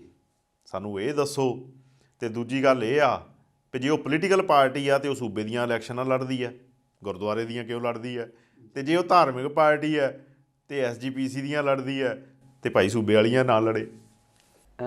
ਤੇਜਪਾਲ ਜੀ, ਜਿਹੜਾ ਭਾਰਤ ਦਾ ਸੰਵਿਧਾਨ ਹੈ ਨਾ ਜੀ, ਉਹਦੇ ਪ੍ਰੀਐਂਬਲ ਦੇ ਵਿੱਚ ਸ਼ੁਰੂ 'ਚ ਲਿਖਿਆ ਵੀ ਅਸੀਂ ਭਾਰਤ ਦੇ ਲੋਕ, ਬਿਲਕੁਲ ਠੀਕ ਹੈ, ਧਰਮ ਨਿਰਪੱਖ, ਠੀਕ ਹੈ, ਇੱਥੋਂ ਸ਼ੁਰੂ ਹੁੰਦਾ ਹੈਗਾ। ਬਿਲਕੁਲ। ਜਿਹੜੀ ਇੱਕ ਸਿਆਸੀ ਪਾਰਟੀ ਆ ਉਹ ਵੀ ਧਰਮ ਨਿਰਪੱਖ ਹੋਣੀ ਚਾਹੀਦੀ ਆ, ਠੀਕ ਹੈ, ਬਿਲਕੁਲ, ਜੋ ਸਾਡਾ ਕਾਨੂੰਨ ਆ, ਠੀਕ ਹੈ। ਭਾਰਤ ਦੇ ਸੰਵਿਧਾਨ ਅਨੁਸਾਰ ਕੋਈ ਵੀ ਸਿਆਸੀ ਪਾਰਟੀ ਧਰਮ ਨਿਰਲੇਪ, ਧਰਮ ਨਿਰਪੱਖ ਹੋਣੀ ਚਾਹੀਦੀ ਆ। 1920 ਦੇ ਵਿੱਚ ਅਕਾਲੀ ਦਲ ਦੀ ਸਥਾਪਨਾ ਹੁੰਦੀ ਆ। 1925 ਦੇ ਵਿੱਚ ਗੁਰਦੁਆਰਾ ਐਕਟ ਹੋਂਦ ਵਿੱਚ ਆਉਂਦਾ, ਠੀਕ ਹੈ। ਸ਼੍ਰੋਮਣੀ ਅਕਾਲੀ ਦਲ ਵਾਲੇ ਕੀ ਕਰਦੇ ਆ ਤੇ SGPC ਦੀਆਂ ਚੋਣਾਂ ਵੀ ਲੜਦੇ ਨੇ, ਦਿੱਲੀ ਗੁਰਦੁਆਰਾ ਪ੍ਰਬੰਧਕ ਕਮੇਟੀ ਦੀਆਂ ਚੋਣਾਂ ਵੀ ਲੜਦੇ ਆ। ਇੱਕ ਸਿਆਸੀ ਪਾਰਟੀ ਕਿਵੇਂ ਧਾਰਮਿਕ ਚੋਣਾਂ ਲੜ ਸਕਦੀ ਆ। ਦੂਸਰਾ, ਪਹਿਲਾਂ ਸੰਵਿਧਾਨ ਦੇ ਵਿੱਚ ਇਹ ਸੀ ਵੀ ਜਿਹੜਾ 5 ਕਕਾਰਾਂ ਦਾ ਧਾਰਨੀ ਹੋਊਗਾ ਉਹੀ ਸ਼੍ਰੋਮਣੀ ਅਕਾਲੀ ਦਲ ਦਾ ਮੈਂਬਰ ਬਣ ਸਕਦਾ। ਬਿਲਕੁਲ। ਤੁਸੀਂ ਦੇਖੋ ਵੀ ਅੱਧੀਆਂ ਅਹੁਦੇਦਾਰੀਆਂ ਜਿਹੜੇ ਆਪਣੀਆਂ ਦਾੜੀਆਂ ਮੁੰਨਦੇ ਨੇ ਘਰੋੜ ਕੇ, ਕਲੀਨ ਸ਼ੇਵ ਵੀ ਹੈ, ਬੋਦਿਆਂ ਵਾਲੇ ਆ, ਉਹ ਅਹੁਦੇਦਾਰ ਆ। ਬਿਲਕੁਲ। ਠੀਕ ਹੈ, ਉਹ ਸਾਰਾ ਸਿਆਸੀ ਤੇ ਪੈਸੇ ਦੀ ਤੇ ਬਾਹੂਬਲ ਦੀ ਖੇਡ ਹੋ ਗਈ ਨਾ। ਫਿਰ ਲੁਧਿਆਣੇ 'ਚ ਤੇ ਅਕਾਲੀ ਦਲ ਭਈਆ ਦੂਸਰਾ ਵੀ ਵਿੰਗ ਵੀ ਹੈਗਾ। ਓਕੇ। ਤੇ ਫਿਰ ਦਲਿਤ ਵਿੰਗ ਬਣਾਏ ਹੋਏ ਆ। ਜਿਹੜੀ ਇੱਕ ਪਾਰਟੀ ਜਿਹੜੀ ਆ ਉਹ ਧਰਮ ਦੇ ਆਧਾਰ ਤੇ ਬਣਦੀ ਹੋਵੇ, ਉਹ ਉੱਥੇ ਦਲਿਤ ਤੇ ਬੈਕਵਰਡ ਪਛੜੀਆਂ ਸ਼੍ਰੇਣੀਆਂ ਦੇ ਵਿੰਗ ਜਿਹੜੇ ਆ ਉਹ ਵੈਸੇ ਸ਼ੋਭਾ ਨਹੀਂ ਹੋਣੇ ਚਾਹੀਦੇ। ਇੱਕੋ ਹੀ ਵਿੰਗ ਚਾਹੀਦਾ ਸਾਡਾ। ਹੁਣ ਕੀ ਆ ਵੀ ਜਿਹੜੀ ਦਿੱਲੀ ਦੀ ਕੇਜਰੀਵਾਲ ਸਰਕਾਰ ਆ, ਉਹਨਾਂ ਨੇ ਪਟੀਸ਼ਨ ਕੀਤੀ ਆ ਇੱਕ ਭਈ ਇਹ ਦਿੱਲੀ ਗੁਰਦੁਆਰਾ ਪ੍ਰਬੰਧਕ ਕਮੇਟੀ ਦੀਆਂ ਚੋਣਾਂ ਜਿਹੜੀਆਂ ਕਿਵੇਂ ਇਹ ਸ਼੍ਰੋਮਣੀ ਅਕਾਲੀ ਦਲ ਆਪਣੇ ਚੋਣ ਨਿਸ਼ਾਨ ਤੇ ਲੜ ਸਕਦਾ ਹੈ। ਬਾਦਲ ਜੀ, ਠੀਕ ਹੈ ਨਾ, ਸ਼੍ਰੋਮਣੀ ਅਕਾਲੀ ਦਲ ਬਾਦਲ। ਸੋ ਇੱਕ ਬੰਨੇ ਗੁਰੂ ਘਰਾਂ ਤੇ ਵੀ ਕਬਜ਼ਾ, ਉੱਧਰ ਵੀ ਕਬਜ਼ਾ। ਇਹ ਬਿਲਕੁਲ ਇਹ ਸ਼੍ਰੋਮਣੀ ਅਕਾਲੀ ਦਲ ਦਾ ਜਿਹੜਾ ਸੰਵਿਧਾਨ ਆ ਉਹਦੇ ਉਲਟ ਹੋ ਗਿਆ ਨਾ, ਗੁਰਦੁਆਰਾ ਐਕਟ ਦੇ ਵੀ। ਉਹ ਕਹਿੰਦੇ ਗੁਰਦੁਆਰਾ ਐਕਟ ਦੇ ਵਿੱਚ ਇਹ ਸਾਫ਼-ਸਾਫ਼ ਆ ਵੀ ਕੋਈ ਜਿਹੜਾ ਸਿਆਸੀ ਪਾਰਟੀ ਉਹ ਇਹਨਾਂ ਦੀਆਂ ਚੋਣਾਂ ਨਹੀਂ ਲੜ ਸਕਦੀ। ਤੇ ਪੰਜਾਬ ਦੇ ਵਿੱਚ ਤਾਂ ਜਿਹੜਾ ਸ਼੍ਰੋਮਣੀ ਗੁਰਦੁਆਰਾ ਪ੍ਰਬੰਧਕ ਕਮੇਟੀ ਗੁਰੂ ਦੀ ਗੋਲਕ ਤੇ ਇੱਕ ਤਰ੍ਹਾਂ ਨਾਲ ਕਬਜ਼ਾ ਕਰਨਾ ਮੰਨੀ ਜਾਂਦੀ ਆ ਵੀ SGPC ਦੀ ਜਿਹਦਾ ਕਬਜ਼ਾ ਆ ਉਹ ਗੁਰੂ ਦੀ ਗੋਲਕ ਤੇ ਕਬਜ਼ਾ ਹੈ ਨਾ। ਇੱਕ ਮੈਂ ਉਦਾਹਰਣ ਹੋਰ ਦੇਣੀ ਚਾਹਾਂਗਾ। ਇਹ ਤਾਂ ਹੋ ਗਿਆ ਦਿੱਲੀ ਦਾ ਮਸਲਾ, ਇਹ ਤਾਜ਼ਾ ਮਸਲਾ ਹੈਗਾ। ਸਰਦਾਰ ਬਲਵੰਤ ਸਿੰਘ ਖੇੜਾ ਹੁਸ਼ਿਆਰਪੁਰ ਦੀ ਮਾਲਪੁਰ ਸਬ ਤਹਿਸੀਲ ਤੇ ਗੜਸ਼ੰਕਰ ਤਹਿਸੀਲ ਦਾ ਇੱਕ ਖੇੜਾ ਪਿੰਡ ਆ। ਬਿਲਕੁਲ। ਉੱਥੋਂ ਦੇ ਜਾਣੀ ਕਿ ਉਹ ਮੂਲ ਪਿੰਡ ਉਹਨਾਂ ਦਾ ਉਹ ਆ, ਪਰ ਉਹ ਹੁਸ਼ਿਆਰਪੁਰ 'ਚ ਵਸੇ ਹੋਏ ਆ। ਉਹ ਮਾਲਟਾ ਕਾਂਡ ਕਰਕੇ ਬਹੁਤ ਮਸ਼ਹੂਰ ਹੋਏ ਸੀ। ਮਾਲਟਾ ਕਾਂਡ 'ਚ ਜਿਹੜਾ ਜਹਾਜ਼ ਡੁੱਬਦਾ ਆ ਉਹਦੇ ਜਿਹੜੇ ਪੀੜਤ ਆ ਉਹਨਾਂ ਪਰਿਵਾਰਾਂ ਨੂੰ ਮੁਆਵਜ਼ਾ ਦਿਵਾਉਣ 'ਚ ਉਹਨਾਂ ਦਾ ਬਹੁਤ ਵੱਡਾ ਯੋਗਦਾਨ ਰਿਹਾ ਹੈਗਾ। ਬਲਵੰਤ ਸਿੰਘ ਖੇੜਾ ਬਜ਼ੁਰਗ ਆਗੂ ਨੇ, ਹੁਣ ਬਜ਼ੁਰਗ ਹੋ ਗਏ ਆ, ਔਰ ਉਹਨਾਂ ਨੇ ਬਹੁਤ ਸਾਰੇ ਦੇਸ਼ਾਂ ਦਾ, ਯੂਰਪ ਦਾ ਵੀ ਦੌਰਾ ਕੀਤਾ। ਉਹ ਮਤਲਬ ਉਹਨਾਂ ਨੇ ਆਪਣੇ ਸਬੂਤ ਇਕੱਠੇ ਕਰਨ ਲਈ ਤੇ ਅੰਤ ਜਿਹੜਾ ਫੈਸਲਾ ਹੱਕ 'ਚ ਹੋਇਆ, ਮੁਆਵਜ਼ਾ ਵੀ ਮਿਲਦਾ ਹੈਗਾ ਪਰਿਵਾਰਾਂ ਨੂੰ। ਉਹਨਾਂ ਨੇ ਸ਼੍ਰੋਮਣੀ ਅਕਾਲੀ ਦਲ ਤੇ ਇੱਕ ਕੇਸ ਕਰ ਦਿੱਤਾ। ਅੱਛਾ ਜੀ। 2007 ਦੇ ਵਿੱਚ ਹੁਸ਼ਿਆਰਪੁਰ ਦੀ ਅਦਾਲਤ ਦੇ ਵਿੱਚ, ਸੈਸ਼ਨ ਕੋਰਟ ਦੇ ਵਿੱਚ ਜੀ। ਔਰ ਉਹਦੇ ਵਿੱਚ ਪਾਰਟੀ ਕਿਹਨੂੰ ਬਣਾਉਂਦੇ ਆ, ਇਸੇ ਗੱਲ ਨੂੰ ਆਧਾਰ ਬਣਾ ਕੇ ਭਈ ਜਿਹੜੀ ਇੱਕ ਸਿਆਸੀ ਪਾਰਟੀ ਆ ਉਹ ਗੁਰਦੁਆਰਾ ਦੀਆਂ ਚੋਣਾਂ ਕਿੱਦਾਂ ਲੜ ਸਕਦੀ ਹੈ, ਉਹ ਤਾਂ ਤੁਹਾਡੇ ਸੰਵਿਧਾਨ ਦੀ ਉਲਟ ਹੋ ਗਿਆ। ਬਿਲਕੁਲ। ਠੀਕ ਹੈ। ਉਹਦੇ ਵਿੱਚ ਪਾਰਟੀ ਬਣਾਉਂਦੇ ਆ ਸਰਦਾਰ ਪ੍ਰਕਾਸ਼ ਸਿੰਘ ਬਾਦਲ ਨੂੰ, ਸੁਖਬੀਰ ਸਿੰਘ ਬਾਦਲ ਨੂੰ, ਔਰ ਦਲਜੀਤ ਸਿੰਘ ਚੀਮਾ ਜਿਹੜੇ ਵਿੱਦਿਆ ਮੰਤਰੀ ਵੀ ਰਹੇ ਆ ਤੇ ਇਹਨਾਂ ਦੇ ਜਨਰਲ ਸਕੱਤਰ ਵੀ। ਜੀ। ਇਹ ਉਹਦੇ ਤੇ ਅਖੀਰ ਤੱਕ ਪੇਸ਼ ਨਹੀਂ ਹੋਏ। ਕਈ ਸਾਲ ਕੇਸ ਚੱਲਿਆ। ਇੱਕ ਤਰ੍ਹਾਂ ਨਾਲ ਇਹ ਵਕਾਲਤਨ ਪੇਸ਼ ਹੁੰਦੇ ਰਹੇ ਆ। ਔਰ ਮੋਨਿਕਾ ਜਿਹੜੇ ਸ਼ਰਮਾ ਉੱਥੇ CJM ਆ, ਉਹਨਾਂ ਨੇ ਅੰਤ ਫਿਰ ਆਪਣੀ ਵਰਡਿਕਟ ਦਿੱਤੀ ਸੀ ਵੀ ਇਹਨਾਂ ਤੇ 420 ਤੇ ਹੋਰ ਧਾਰਾਵਾਂ ਜਿਹੜੀਆਂ ਆ ਉਹ ਸ਼੍ਰੋਮਣੀ ਅਕਾਲੀ ਦਲ ਤੇ ਬਣਦੀਆਂ ਹੈਗੀਆਂ। ਬਿਲਕੁਲ। ਸੋ ਹੁਣ ਉਹ ਹਾਈ ਕੋਰਟ ਵਿੱਚ ਪੈਂਡਿੰਗ ਆ। ਅੱਛਾ ਜੀ। ਤੇ ਇਸ ਕਰਕੇ ਇਹ ਲੋਕਾਂ ਨੂੰ ਧਰਮ ਦੇ ਨਾਂ ਤੇ ਵੀ ਬੁੱਧੂ ਬਣਾਉਂਦੇ ਨੇ ਤੇ ਉਧਰੋਂ ਆਪਣੀ ਸਿਆਸਤ ਵੀ ਪੂਰੀ ਤਾਂ ਪੰਜਾਬ ਦੇ ਵਿੱਚ 66 ਤੋਂ ਬਾਅਦ 5 ਵਾਰੀ ਸ਼੍ਰੋਮਣੀ ਇਹਨਾਂ ਨੇ ਬਾਦਲਾਂ ਨੇ ਆਪਣੀ ਸਰਕਾਰ ਬਣਾਈ ਹੈਗੀ ਹੈ। ਬਿਲਕੁਲ। ਠੀਕ ਆ। ਜਦੋਂ ਤੋਂ ਕੇਸ ਹੋਇਆ 2007, ਉਸ ਤੋਂ ਬਾਅਦ ਵੀ 2 ਟਰਮਸ ਵਿੱਚ 10 ਸਾਲ ਇਹ ਸਰਕਾਰ ਚਲਾ ਗਿਆ ਆਪਣੀ। ਸੋ ਇਹ ਹੇਰਾਫੇਰੀ ਤੇ ਲੋਕਾਂ ਦੇ ਨਾਲ ਠੱਗੀ ਨਹੀਂ ਤਾਂ ਹੋਰ ਕੀ ਆ। ਅੱਛਾ, ਉਧਰ ਮੁੰਬਈ ਚਲੀਏ ਥੋੜਾ ਜਿਹਾ ਜੀ। ਉਧਰ ਕਹਿੰਦੇ ਇੱਕ ਲੈਟਰ ਬੰਬ ਇਹੋ ਜਿਹਾ ਫਟਿਆ ਕਿ ਉਹ ਸਭ ਦੀਆਂ ਅੱਖਾਂ ਧੁਆਂਖੀਆਂ ਕਰ ਗਿਆ। ਇੱਦਾਂ ਭਈ ਪਰਮਵੀਰ ਸਿੰਘ DGP ਸੀਗੇ ਉੱਥੇ। ਵਜੇ ਨਾਂ ਦੇ ਇੱਕ ਆਫਿਸਰ ਜਿਹੜੇ ਆ ਸੁਨੀਲ ਵਜੇ, ਉਹਨਾਂ ਨੂੰ ਤਾਂ ਚਲੋ ਮੁਅੱਤਲ ਕਰ ਦਿੱਤਾ, ਜਾਂਚ ਵਿੱਚ ਸ਼ਾਮਲ, ਗ੍ਰਿਫਤਾਰੀ ਪਾ ਲਈ, ਗ੍ਰਿਫਤਾਰ ਨੇ ਇਸ ਵੇਲੇ। ਤੇ DGP ਪਰਮਵੀਰ ਹੋਰਾਂ ਨੂੰ ਪਾਸੇ ਕਰ ਦਿੱਤਾ। ਉਹ ਕਹਿੰਦੇ ਵੀ ਇਹਦੀ ਨਿਯੁਕਤੀ ਵੀ ਦੁਬਾਰਾ ਜਿਹੜੀ ਆ ਉਹ ਪਰਮਵੀਰ ਹੋਰੀ ਕੀਤੀ ਆ। ਤੇ ਨਿਯੁਕਤੀਆਂ ਤਾਂ ਮੁੱਖ ਮੰਤਰੀ ਕਰਦਾ ਤੇ ਜਾਂ ਗ੍ਰਹਿ ਮੰਤਰੀ ਕਰਦਾ। ਉਹ ਪਹਿਲਾਂ ਸਸਪੈਂਡ ਸੀ ਸੁਨੀਲ ਵਜੇ ਕਿਸੇ ਹੋਰ। ਠੀਕ ਹੈ। ਹਾਂਜੀ। ਤੇ ਉਸ ਤੋਂ ਬਾਅਦ ਕੀ ਆ ਭਈ ਉੱਥੇ ਤਾਂ ਉਹ ਜਿਹੜੀਆਂ ਜੈਲੇਟਨ ਛੜਾਂ ਨੇ ਉਹ ਵੀ ਕਹਿੰਦੇ ਇੰਨੀਆਂ ਮਾਰੂ ਨਹੀਂ ਤੇ ਇੰਨਾ ਨੁਕਸਾਨ ਨਹੀਂ ਕਰ ਸਕੀਆਂ। ਉਹ ਫੋਰੈਂਸਿਕ ਰਿਪੋਰਟ ਆਈ ਆ। ਜੀ। ਤੇ ਉੱਥੇ ਜਿਹੜਾ ਕਸ਼ਮੀਰ ਦੇ ਵਿੱਚ ਕਾਂਡ ਹੁੰਦਾ ਹੈਗਾ, ਕਿੰਨੇ ਫੌਜੀ ਮਾਰੇ ਜਾਂਦੇ ਆ, ਉਹ ਕੁਇੰਟਲਾਂ ਬੱਧੀ ਬਰੂਦੀ ਸਮੱਗਰੀ ਪੁਲਵਾਮਾ ਦੇ ਵਿੱਚ, ਉਹ ਤਾਂ ਸਰਕਾਰ ਨੂੰ ਪਤਾ ਨਹੀਂ ਲੱਗਾ। ਮਤਲਬ ਇਹ ਜਿਹੜਾ ਕਿਉਂਕਿ ਤੁਸੀਂ ਦੇਖੋ ਵੀ ਸਰਕਾਰ ਫੌਜ ਪ੍ਰਤੀ ਜਿਹੜੇ ਜਵਾਨ ਮਰਦੇ ਆ ਉਹਨਾਂ ਪ੍ਰਤੀ ਇੰਨੀ ਵਿਸਲੀ ਆ, ਪਰ ਮੁੰਬਈ ਦੇ ਵਿੱਚ ਜਿਹੜੀਆਂ ਅੰਬਾਨੀ ਦੇ ਘਰ ਦੇ ਬਾਹਰ ਘਰ ਦੇ ਬਾਹਰ ਇੰਨੀਆਂ ਘਾਤਕ ਵੀ ਨਹੀਂ ਛੜਾਂ ਮਿਲਦੀਆਂ, ਉਹ ਦਵਾ ਦਵੀ ਜਾਂਚ ਦੇ ਵਿੱਚ ਸਾਹਮਣੇ ਆ ਜਾਂਦਾ ਵੀ ਕਿਹਨੇ ਰੱਖੀਆਂ ਤਾਂ ਕੌਣ। NIA ਇੰਟੈਲੀਜੈਂਟ ਹੀ ਇੰਨੀ ਹੋ ਗਈ, ਠੀਕ ਹੈ, ਇੰਨੀ ਜਾਣੀ ਕਿ ਹੁਸ਼ਿਆਰ ਹੋ ਗਈ, ਇੰਨੀ ਇੰਟੈਲੀਜੈਂਟ ਹੋ ਗਈ। ਉਸ ਪਿੱਛੋਂ ਪਰਮਵੀਰ ਹੋਰਾਂ ਨੂੰ ਵੀ ਅਹੁਦੇ ਤੋਂ ਲਾਂਭੇ ਕਰ ਦਿੱਤਾ। ਬਿਲਕੁਲ। ਪਰ ਰੌਲਾ ਇੱਥੇ ਖਤਮ ਨਹੀਂ ਹੁੰਦਾ। ਅਸਲੀ ਰੌਲਾ ਤਦ ਪੈਂਦਾ ਵੀ ਉਹਨਾਂ ਨੇ ਪਿਛਲੇ ਦਿਨੀ ਇੱਕ 8 ਸਫ਼ਿਆਂ ਦੀ ਚਿੱਠੀ ਲਿਖੀ ਉਧਵ ਠਾਕਰੇ CM ਸਾਹਿਬ ਨੂੰ। ਗੱਠਜੋੜ ਸਰਕਾਰ ਆ, ਤੁਹਾਨੂੰ ਪਤਾ, ਸ਼ਿਵ ਸੈਨਾ ਤੇ NCP ਤੇ ਕਾਂਗਰਸ ਦੀ, ਤੇ ਸ਼ਰਦ ਪਵਾਰ ਹੁਣੀ ਉਹਦਾ ਨੋਟਿਸ ਲਿਆ। ਕਹਿੰਦੇ ਜੇ ਉਹਨਾਂ ਨੇ ਦੋਸ਼ ਲਾਏ ਵੀ ਜਿਹੜੇ ਅਨਿਲ ਦੇਸ਼ਮੁਖ ਹੋਰੀ ਆ ਗ੍ਰਹਿ ਮੰਤਰੀ ਸੂਬੇ ਦੇ, ਉਹਨਾਂ ਨੇ ਸਾਨੂੰ ਹਦਾਇਤਾਂ ਕੀਤੀਆਂ ਸੀ ਸਦਕੇ, ਜੇ 'ਚ ਹੋਰ ਅਫਸਰ ਵੀ ਸੀ ਤੇ ਮੈਂ ਵੀ ਸ਼ਾਮਲ ਸੀ ਬਤੌਰ DGP, ਭਈ ਹਰ ਮਹੀਨੇ ਮੁੰਬਈ ਦੀਆਂ ਬਾਰਾਂ ਤੋਂ ਹੁੱਕਾ ਬਾਰਾਂ ਤੋਂ ਰੈਸਟੋਰੈਂਟਾਂ ਤੋਂ 2-2 2.5 ਲੱਖ ਵੀ ਇਕੱਠਾ ਕਰਦੇ ਆ, ਤੇ ਉਹ ਮਤਲਬ ਸੈਂਕੜੇ ਬਾਰਾਂ ਨੇ ਉੱਥੇ 100 ਕਰੋੜ ਰੁਪਈਆ ਮਤਲਬ 1 ਅਰਬ ਰੁਪਈਆ ਮਹੀਨੇ ਦਾ ਇਕੱਠਾ ਕਰਕੇ ਦੇਣਾ। ਉਸ ਚਿੱਠੀ ਤੋਂ ਹੁਣ ਰਾਮ ਰੌਲਾ ਪਿਆ ਹੋਇਆ ਜੀ, ਠੀਕ ਹੈ। ਸੋ ਦੇਸ਼ ਦੇ ਇੱਕ ਸੂਬੇ ਦੇ ਵਿੱਚ ਗ੍ਰਹਿ ਮੰਤਰੀ ਪੁਲਿਸ ਮੁਖੀ ਨੂੰ ਸੱਦ ਕੇ ਕਹਿੰਦਾ ਹੋਵੇ ਵੀ 100 ਕਰੋੜ ਇਕੱਠਾ ਕਰਕੇ ਦੇਵੋ, ਤਾਂ ਬਾਕੀ ਦੇਸ਼ ਦਾ ਕੀ ਹਾਲ ਹੋਊਗਾ ਉਹ ਤੁਸੀਂ ਅੰਦਾਜ਼ਾ ਹੀ ਲਾ ਸਕਦੇ ਹੋ। ਦੇਖੋ, ਹੋਇਆ ਹੈ ਇਹੋ ਹਰ ਜਗ੍ਹਾ ਦੀ ਸੱਚਾਈ ਆ ਜੀ, ਉੱਥੇ ਮਹਿੰਗੀ ਹੋ ਗਈ ਆ, ਹਰ ਬੰਦੇ ਨੂੰ ਪਤਾ ਆ ਜੀ। ਜੇ ਤੁਸੀਂ ਪੰਜਾਬ ਦੀ ਗੱਲ ਕਰ ਲਓ, ਹਰਿਆਣੇ ਦੀ ਗੱਲ ਕਰ ਲਓ, ਕਿਤੇ ਦੀ ਵੀ ਗੱਲ ਕਰ ਲਓ, ਜੀ, ਪੈਸੇ ਨਾਲ ਸੱਤਾ ਤੇ ਸੱਤਾ ਨਾਲ ਪੈਸਾ, ਬਿਲਕੁਲ ਇਹੀ ਚੱਲ ਰਿਹਾ ਇਸ ਦੇਸ਼ ਦੇ ਵਿੱਚ। ਇਸ ਤੋਂ ਬਾਅਦ ਹੋਰ ਕੁਝ ਨਹੀਂਗਾ। ਬਿਲਕੁਲ। ਪਰ ਜਿੱਥੇ ਖੁੱਲ ਗਈ ਗੱਲ ਉੱਥੇ ਖੁੱਲ ਗਈ। ਹਾਂ, ਬਸ ਇਦਾਂ ਵੀ ਉੱਥੇ ਜਰਾ ਇਦਾਂ ਵੀ ਮੁੱਠੀ ਖੁੱਲ ਗਈ ਹੈਗੀ ਆ, ਹਨਾ। ਹਾਂ, ਤੇ ਅੱਛਾ, ਆਪਣੇ ਵਰਲਡ ਹੈਪੀਨੈਸ ਇੰਡੈਕਸ, ਉਹ ਕਹਿੰਦੇ ਸਾਡਾ ਦੇਸ਼ ਜਿਹੜਾ ਵਿਚਾਰਾ ਖੁਸ਼ ਹੀ ਨਹੀਂਗਾ ਮਾੜਾ ਵੀ, ਤੇ ਇੱਧਰ ਸਾਡੀਆਂ ਸਰਕਾਰਾਂ ਕਹੀ ਜਾਂਦੀਆਂ ਵੀ ਅਸੀਂ ਸਭ ਕੁਛ ਹੀ, ਕੋਈ ਕਹਿੰਦਾ ਮੈਂ 85% ਵਾਅਦੇ ਕਰਤੇ। ਉਹ ਵੱਡੇ ਸਾਹਿਬ ਜਿਹੜੇ ਦਿੱਲੀ ਦੇ ਵਿੱਚ ਆਪਣੇ ਪ੍ਰਧਾਨ ਮੰਤਰੀ ਸਾਹਿਬ ਆ, ਉਹ ਕਹਿੰਦੇ ਆ ਵੀ ਵਿਕਾਸ ਹੀ ਇੰਨਾ ਹੋ ਗਿਆ ਵੀ ਸਾਂਭਿਆ ਨਹੀਂ ਜਾਂਦਾ, ਤੇ ਉਹ ਕਹੀ ਜਾਂਦੇ ਆ ਵੀ ਤੁਸੀਂ ਭਾਈ ਤੁਹਾਡੇ ਤਾਂ ਖੁਸ਼ ਹੀ ਨਹੀਂ ਇੱਕ ਆਮ ਨਾਗਰਿਕ। ਜਿਹੜਾ ਖੁਸ਼ੀ ਦਾ ਪੈਮਾਨਾ ਆ ਨਾ, ਉਹਦੇ ਲਈ ਕਈ ਕੁਛ ਜਿਹੜਾ ਆ ਉਹਦੇ ਮਾਪਦੰਡ ਨੇ। ਭਈ ਉੱਥੇ ਆਰਥਿਕਤਾ ਦੇਸ਼ ਦੀ ਕਿੱਦਾਂ ਦੀ ਆ, ਉੱਥੇ ਵਿਦਿਅਕ ਪੱਧਰ ਕੀ ਆ, ਉੱਥੇ ਮੈਡੀਕਲ ਸੇਵਾਵਾਂ ਕਿਹੋ ਜਿਹੀਆਂ ਆ, ਠੀਕ ਹੈ ਨਾ, ਉੱਥੇ ਓਪਰੇਸ਼ਨ ਕਿੰਨਾ ਕਿਆ, ਸਰਕਾਰੀ ਤਸ਼ੱਦਦ ਕਿੰਨਾ ਆ, ਠੀਕ ਆ, ਸਰਕਾਰਾਂ ਵੈਲਫੇਅਰ ਗਵਰਨਮੈਂਟਸ ਨੇ ਜਾਂ ਕਿਵੇਂ ਦੀਆਂ ਨੇ, ਠੀਕ ਹੈ। ਉਹ ਇਸ ਤਰ੍ਹਾਂ ਬਹੁਤ ਸਾਰੀਆਂ ਮਾਪਦੰਡ ਨੇ ਉਹਨਾਂ ਦੇ।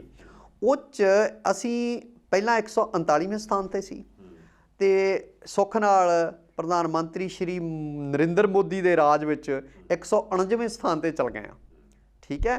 ਤੇ ਸਭ ਤੋਂ ਵਰਸਟ ਉਹਦੇ ਵਿੱਚ ਜਿਹੜਾ ਆ ਅਫਗਾਨਿਸਤਾਨ ਦੀ ਸਥਿਤੀ ਆ। ਫਿਨਲੈਂਡ ਅਜੇ ਵੀ ਨੰਬਰ 1 'ਤੇ ਚੱਲ ਰਿਹਾ। ਤੁਸੀਂ ਦੇਖੋ, ਨਿੱਕੇ ਨਿੱਕੇ ਮੁਲਕ ਨਾਰਵੇ, ਸਵੀਡਨ, ਫਿਰ ਜਿਹੜਾ ਹੈਗਾ ਲਗਜ਼ਮਬਰਗ, ਡੈਨਮਾਰਕ ਵਰਗੇ ਦੇਸ਼ ਜਿਹੜੇ ਆ ਸਾਡੇ ਤੋਂ ਕਿਤੇ ਅੱਗੇ ਆ, ਸਾਡੇ ਤੋਂ ਕਿਤੇ ਅੱਗੇ ਨਹੀਂ, ਉਹ ਪਹਿਲੇ ਦੱਸਣਾ ਚਾਹੁੰਦੇ ਨੇ। ਅੱਛਾ, ਜਿਹੜੇ ਪਾਣੀ ਪੀ ਪੀ ਕੇ ਜਿਹਨੂੰ ਕੋਸਦੇ ਆ ਇੱਧਰ ਨੂੰ ਮੂੰਹ ਕਰ ਕਰਕੇ ਪਾਕਿਸਤਾਨ ਵੱਲ ਨੂੰ, ਜੀ, ਇਸ ਦੇਸ਼ ਨੂੰ ਕੋਸਦੇ ਹੀ ਰਹੇ ਇਹ, ਉਹ ਵੀ ਸਾਡੇ ਤੋਂ ਅੱਗੇ ਆ। ਉਹ ਸਾਡੇ ਤੋਂ, ਤੁਸੀਂ ਦੇਖੋ ਭਈ ਇਹ ਦਿਨ ਰਾਤ ਉਹਨੂੰ ਕੋਸਣ ਤੋਂ ਇਲਾਵਾ ਕੋਈ ਕੰਮ ਨਹੀਂ। ਇੱਥੇ ਮਤਲਬ ਚਿੜੀ ਵੀ ਪਰ ਮਾਰਦੀ ਆ ਨਾ ਕਿਤੇ, ਫੜਫੜਾਉਂਦੀ ਮਾੜਾ ਜਿਹਾ, ਤਾਂ ਉਹ ਵੀ ਕਹਿੰਦੇ ਆ ਪਾਕਿਸਤਾਨ ਦੀ ਸਾਜ਼ਿਸ਼ ਹੋਣੀ ਆ, ਭਈ ਚਿੜੀ ਦੇ ਖੰਭ ਦੀ ਆਵਾਜ਼ ਆਈ ਆ, ਠੀਕ ਹੈ। ਸੋ ਜਿਹੜੇ ਆਪਣੀਆਂ ਕਮੀਆਂ ਪੇਸ਼ੀਆਂ ਉਹ ਸਾਰੀਆਂ ਗੁਆਂਢੀਆਂ ਦੇ ਸਿਰ ਮੜ ਕੇ ਸੁਰਖਰੂ ਹੋਣ ਦਾ ਯਤਨ ਕਰਦੇ ਆ, ਪਰ ਲੋਕ ਸਮਝਦੇ ਨੇ। ਸੋ ਸਾਡੇ ਨਾਲੋਂ ਤਾਂ ਖੁਸ਼ੀ ਦੇ ਪੈਮਾਨੇ 'ਚ ਉਹੀ ਅੱਗੇ ਨੇ। ਪਿਛਲੇ ਦਿਨ ਇੱਕ ਹੋਰ ਇੰਡੈਕਸ ਆਇਆ ਸੀ ਜੀ, ਜਿਹੜੀ ਦੁਨੀਆ ਦੇ 30 ਸਭ ਤੋਂ ਗੰਦੇ ਦੇਸ਼ ਆ, ਉਹਨਾਂ 'ਚ ਵੀ ਆਪਾਂ 22 ਦੇਸ਼ ਜਿਹੜੇ ਉਹ ਭਾਰਤ 'ਚ ਹੀ ਆ। ਉਹਨਾਂ 'ਚੋਂ 22 ਸ਼ਹਿਰ ਜਿਹੜੇ ਆ ਉਹ ਇਕੱਲੇ ਭਾਰਤ ਦੇ ਵਿੱਚ। ਹਾਂ, ਤੇ ਉਹ ਮਤਲਬ ਆਪਣਾ ਸਵੱਛ ਭਾਰਤ ਤੇ ਹੋ ਗਿਆ ਉੱਥੇ ਹੀ 7 ਸਾਲ ਸਵੱਛ ਭਾਰਤ ਦਾ ਰੌਲਾ ਪਿਆ, ਤੇ ਇੰਨੇ ਅਸੀਂ ਸਵੱਛ ਹੋ ਗਏ। ਥੋੜਾ ਚਿਰ ਜਿੱਦਾਂ ਲੋਕਾਂ ਨੇ ਮੋਬਾਈਲ ਤੇ ਉਹਦੀ ਉਹ ਐਪ ਵੀ ਡਾਊਨਲੋਡ ਕੀਤੀ ਵੀ ਕਿਤੇ ਤੁਹਾਨੂੰ ਦਿਸਦਾ ਕੂੜਾ ਤੇ ਉਹਦੀ ਫੋਟੋ, ਪਰ ਉਹ ਸਾਰਾ ਕੁਛ ਕਾਗਜ਼ਾਂ 'ਚ ਹੀ ਰਹਿ ਗਿਆ, ਤੇ ਉਹ ਕਰਪਟ ਅਫਸਰਾਂ ਦੇ ਢਿੱਡਾਂ 'ਚ ਹੀ ਪੈਸੇ ਗਏ ਸਵੱਛ ਮੁਹਿੰਮ ਦੇ ਨਾਂ 'ਤੇ।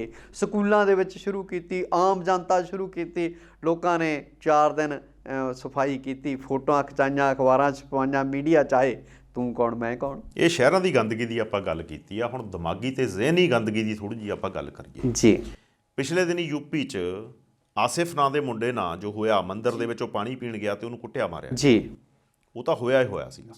ਹੁਣ ਇੱਕ ਖਬਰ ਆ ਰਹੀ ਆ ਵੀ ਉੱਤਰਾਖੰਡ ਦੇ ਵਿੱਚ 150 ਮੰਦਿਰਾਂ ਦੇ ਬਾਹਰ ਇਹ ਬੋਰਡ ਲਾਤੇ ਗਏ, ਜਿਹੜੇ ਗੈਰ ਹਿੰਦੂ ਆ ਉਹ ਇਹਦੇ 'ਚ ਐਂਟਰ ਨਾ ਹੋਣ। ਇਹ ਕਿਹੋ ਜਿਹੀ ਸੋਚ ਹੈ? ਇਹਨੂੰ ਆਪਾਂ ਨਾ ਪਹਿਲਾਂ ਤਾਂ ਇੱਦਾਂ ਆ ਵੀ ਦੱਖਣੀ ਭਾਰਤੀ ਮੰਦਿਰਾਂ ਦੇ ਵਿੱਚ ਅੱਜ ਵੀ ਕਈ ਸਾਰੇ ਇਹੋ ਜਿਹੇ ਮੰਦਿਰ ਨੇ ਜਿੱਥੇ ਦਲਿਤਾਂ ਦਾ ਜਾਣਾ ਬੰਦ ਹੈ। ਦਲਿਤ ਹਿੰਦੂਆਂ ਦਾ ਹੀ ਇੱਕ ਹਿੱਸਾ ਨੇ, ਉਹਨਾਂ ਦਾ ਜਾਣਾ ਬੰਦ ਹੈ। ਇਹ 21ਵੀਂ ਸਦੀ ਦੇ ਭਾਰਤ ਦੀ ਇੱਕ ਤਸਵੀਰ ਹੈ। ਬਿਲਕੁਲ। ਹੁਣ ਜਿਹੜਾ ਆਸਫ ਵਾਲਾ ਕਾਂਡ ਹੁੰਦਾ, ਆਸਫ ਤਾਂ ਕਹਿੰਦਾ ਮੈਨੂੰ ਪੜ੍ਹਨਾ ਨਹੀਂ ਸੀ ਆਉਂਦਾ, ਜੇ ਮੈਨੂੰ ਪਤਾ ਹੁੰਦਾ ਵੀ ਇਹ ਇੱਦਾਂ ਮੰਦਰ ਆ ਤਾਂ ਮੈਂ ਇੱਥੇ ਦਾਖਲ ਹੀ ਨਾ ਹੁੰਦਾ। ਅਨਪੜ੍ਹ ਬੱਚਾ ਸੀਗਾ, ਗਰੀਬ ਬੱਚਾ ਸੀ। ਅਤੇ ਉਸ ਪਿੱਛੋਂ ਜੇ ਉਹਨਾਂ ਲੋਕਾਂ ਨੂੰ ਢੁਕਵੀਆਂ ਸਜ਼ਾਵਾਂ ਨਾਲ ਲੱਗਦੀਆਂ ਮਿਲੀਆਂ ਹੁੰਦੀਆਂ ਤਾਂ ਇਹ ਸਰਕਾਰੀ ਸਰਪ੍ਰਸਤੀ ਨਹੀਂ ਵੀ ਉੱਥੇ ਇਸ਼ਤਿਹਾਰ ਲੱਗਦੇ ਨੇ ਮੰਦਰਾਂ ਦੇ ਬਾਹਰ। ਇਹ ਕਿਹੜਾ ਧਰਮ ਨਿਰਪੱਖ ਦੇਸ਼ ਆ? ਇਹ ਕਿਹੜਾ ਹਿੰਦੂਆਂ ਦਾ ਵੱਖਰਾ ਰੱਬ ਆ ਭਈ ਉੱਥੇ ਜਿਹੜੇ ਦਲਿਤ ਆ ਜਾਂ ਨੌਨ ਹਿੰਦੂ ਨੇ ਉਹ ਸ਼ਾਮਲ ਨਹੀਂ ਹੋ ਸਕਦੇ? ਨੌਨ ਹਿੰਦੂ ਕੌਣ ਆ? ਉਹ ਮੁਸਲਿਮ, ਬੋਧੀ, ਈਸਾਈ, ਸਿੱਖ ਸਾਰੇ ਆ ਗਏ। ਬਿਲਕੁਲ ਠੀਕ ਹੈ।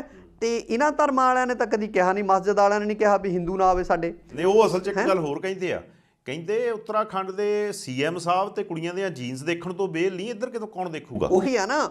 ਔਰ ਉਹਦੀ ਆਪਣੀ ਬੇਟੀ ਦੀਆਂ ਤਸਵੀਰਾਂ ਵਾਇਰਲ ਹੁੰਦੀਆਂ, ਰਾਵਤ ਸਾਹਿਬ ਜੀ ਦੀਆਂ, ਫਟੀ ਜੀਨ ਪਾਈ ਹੋਈ ਆ। ਠੀਕ ਹੈ। ਹੁਣ ਅਦਨਾਨ ਸਾਮੀ ਹੋਰੀ ਵੀ ਉਹਨਾਂ ਦੇ ਬਿਆਨ ਦਾ ਵਿਰੋਧ ਕੀਤਾ ਹੈਗਾ, ਜਿਹੜੇ ਮਸ਼ਹੂਰ ਗਾਇਕ ਨੇ ਪਾਕਿਸਤਾਨੀ, ਅੱਜ ਕੱਲ੍ਹ ਬਾਲੀਵੁੱਡ 'ਚ ਨੇ। ਸੋ ਤੁਸੀਂ ਦੇਖੋ ਵੀ ਇਹ ਤੇਜਪਾਲ ਜੀ ਦਿਮਾਗੀ ਜਾਲੇ ਨੇ, ਇਹ ਜ਼ਹਿਨੀ ਗਰੀਬੀ ਦੀ ਤਸਵੀਰ ਆ ਜਿਹੜੇ ਉਹ ਪੋਸਟਰ ਲੱਗੇ ਹੋਏ ਨੇ। ਬਿਲਕੁਲ ਠੀਕ ਹੈ। ਔਰ ਇਹ ਪਾੜੇ 21ਵੀਂ ਸਦੀ ਦੇ ਭਾਰਤ ਵਿੱਚ ਜੇ ਅੱਜ ਵੀ ਇੰਨੇ ਉਗੜਵੇਂ ਰੂਪ ਵਿੱਚ ਸਮਝ ਆਉਂਦੇ ਆ ਤਾਂ ਸਾਹਮਣੇ ਆਉਂਦੇ ਨੇ, ਤਾਂ ਇਹ ਜ਼ਰੂਰ ਸਿਰ ਜੋੜ ਕੇ ਵਿਚਾਰਨ ਦੀ ਗੱਲ ਹੈਗੀ ਆ। ਜਾਂਦੇ ਜਾਂਦੇ ਇੱਕ ਗੱਲ ਆਪਾਂ ਹੋਰ ਕਰ ਜਾਈਏ, ਸਾਰੀਆਂ ਸਿਆਸੀ ਪਾਰਟੀਆਂ ਦਾ ਇਸ ਵੇਲੇ ਜ਼ੋਰ ਲੱਗਾ ਹੋਇਆ ਵੀ ਕਿਸਾਨ ਅੰਦੋਲਨ ਦੇ ਨਾਲ ਉਹਨਾਂ ਨੂੰ ਨਾ ਦੇਖਿਆ ਜਾਵੇ ਵੀ ਉਹ ਬੜੇ ਹਿਤੈਸ਼ੀ ਨੇ ਕਿਸਾਨਾਂ ਦੇ ਜੀ। ਤੇ ਜਦੋਂ ਸੰਸਦੀ ਕਮੇਟੀ ਦੀ ਰਿਪੋਰਟ ਆਉਂਦੀ ਹੈ ਤੇ ਉਹ ਜਿਹੜੀ ਰਿਪੋਰਟ ਆਈ ਆ, ਉਹ ਇੱਕ ਕਾਨੂੰਨ ਜਿਹੜਾ ਆਪਣੇ ਜ਼ਰੂਰੀ ਵਸਤਾਂ ਦਾ ਕਾਨੂੰਨ ਹੈ ਉਹ ਲਾਗੂ ਕਰਨ ਦਾ। ਹਾਂਜੀ, ਉਹਦੇ ਵਿੱਚ ਇਹ ਆ ਵੀ ਇਹ ਬੜੀ ਹੈਰਾਨੀ ਦੀ ਗੱਲ ਆ ਵੀ ਇੱਕ ਬੰਨੇ ਤਾਂ ਇੱਥੇ ਦਮਗਜੇ ਮਾਰਦੇ ਆ, ਕੇਜਰੀਵਾਲ ਸਾਹਿਬ ਵੀ ਕੱਲ ਕਿਸਾਨਾਂ ਦੇ ਹੱਕ 'ਚ ਹਾਂ ਦਾ ਨਾਅਰਾ ਮਾਰ ਕੇ ਗਏ ਆ, ਭਗਵੰਤ ਮਾਨ ਵੀ ਉਹਦਾ ਭਗਵੰਤ ਮਾਨ ਵੀ ਉਹਦਾ ਇੱਕ ਹਿੱਸਾ। ਉਹ ਦਿੱਲੀ ਜੋ ਕੁਛ ਹੁੰਦਾ ਪਾਰਲੀਮੈਂਟ ਦੇ ਵਿੱਚ, ਉਦੋਂ ਭਗਵੰਤ ਮਾਨ ਹੋਰੀ ਮੂੰਹ 'ਚ ਘੁੰਗਣੀਆਂ ਪਾਈਆਂ, ਉਦੋਂ ਅਕਾਲੀ ਦਲ ਦੇ ਵੀ ਉੱਥੇ ਹੈਗੇ MLA, ਠੀਕ ਆ, ਕਾਂਗਰਸ ਦੇ ਵੀ ਹੈਗੇ ਆ। ਉਹ ਕਿਉਂ ਚੁੱਪ ਕਰਕੇ ਪਾਸ ਕਰ ਦਿੱਤਾ ਜ਼ਰੂਰੀ ਵਸਤਾਂ ਦੇ ਐਕਟ ਸੰਬੰਧੀ? ਉਹ ਲਾਗੂ ਕਰਨ ਲਈ ਨੋਟੀਫਿਕੇਸ਼ਨ ਜਿਹੜਾ ਹੋਇਆ ਉੱਥੇ ਬੋਲਿਆ ਨਹੀਂ ਕੋਈ। ਸੋ ਇਹਦੇ ਤੋਂ ਇਹਨਾਂ ਦਾ ਦੋਗਲਾਪਨ ਸਿਆਸੀ ਆਗੂਆਂ ਦਾ, ਸਿਆਸੀ ਪਾਰਟੀਆਂ ਦਾ ਸਾਹਮਣੇ ਆਉਂਦਾ, ਹੋਰ ਕੁਛ ਨਹੀਂ ਜੀ। ਅੱਜ ਦੇ ਪ੍ਰੋਗਰਾਮ 'ਚ ਇੰਨਾ ਹੀ। ਅਗਲੇ ਪ੍ਰੋਗਰਾਮ ਤੱਕ ਇਜਾਜ਼ਤ ਦਿਓ। ਸੱਤੀ ਸਾਹਿਬ ਬਹੁਤ ਵਧੀਆ ਜਾਣਕਾਰੀ ਦਿੱਤੀ, ਬਹੁਤ ਬਹੁਤ ਧੰਨਵਾਦ। ਸਤਿ ਸ਼੍ਰੀ ਅਕਾਲ ਜੀ। ਸਤਿ ਸ਼੍ਰੀ ਅਕਾਲ।